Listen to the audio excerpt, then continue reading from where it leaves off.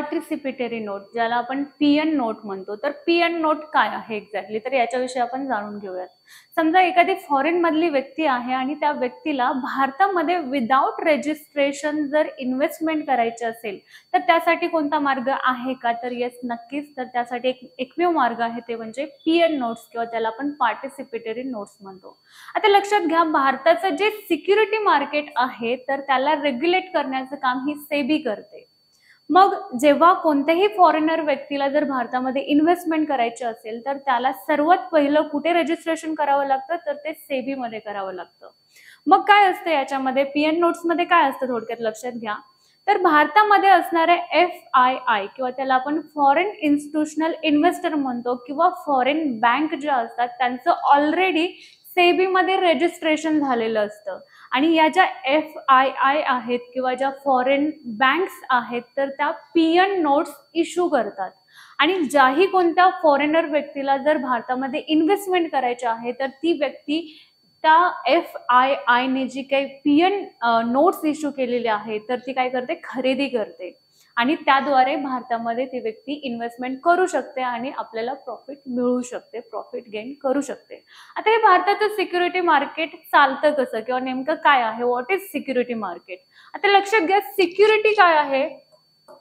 Security थोडक्यात हे काय आहे, आपण म्हणू शकतो की वित्तीय असेट आहे म्हणू शकतो, ज्याची तुम्ही खरेदी करू शकता, विक्री करू शकता किंवा त्याचा ट्रेड सुद्धा करू शकता. आता ह्याचे टाईप म्हणाल तर दोन टाईप आहेत. एक म्हणजे इक्विटी सिक्युरिटी आणि दुसरं म्हणजे डेब्ट सिक्युरिटी. आता इक्विटी सिक्युरिटी म्हणजे काय, कोणताही फॉरेनर व्यक्ती जो आहे तर तो काय करू शकतो की इक्विटी सिक्युरिटी खरेदी करणं म्हणजे फॉरेन कंट्री जी आहे तर त्या कंट्रीमध्ये तो शेअर्स खरेदी करू शकतो, स्टॉक्स खरेदी करू शकतो आणि याच्याद्वारे त्याला एक पर्टिक्युलर लाभांश मिळत असतो किंवा प्रॉफिट मिळत असतं.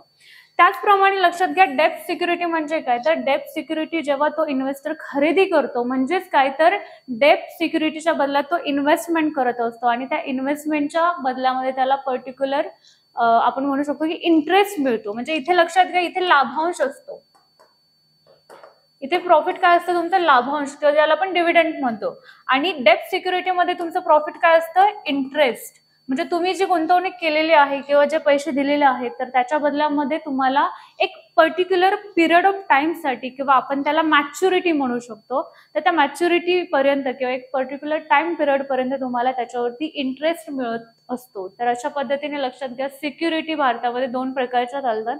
एक म्हणजे इक्विटी सिक्युरिटी, ज्याच्यामध्ये स्टॉक किंवा तुम्ही शेअर्स खरेदी करता, आणि डेब्ट सिक्युरिटी मध्ये तुम्ही इन्व्हेस्टमेंट करता आणि त्याच्या बदल्यामध्ये तुम्हाला एक पर्टिक्युलर इंटरेस्ट रेट हा मिळू शकतो आणि तेच तुमचं काय असतं, प्रॉफिट असतं. आता जर तुम्ही सिक्युरिटी मार्केटचा विचार केला तर याच्यामध्ये दोन प्रकारचं मार्केट आहे. एक म्हणजे प्रायमरी मार्केट आणि दुसरं म्हणजे सेकंडरी मार्केट.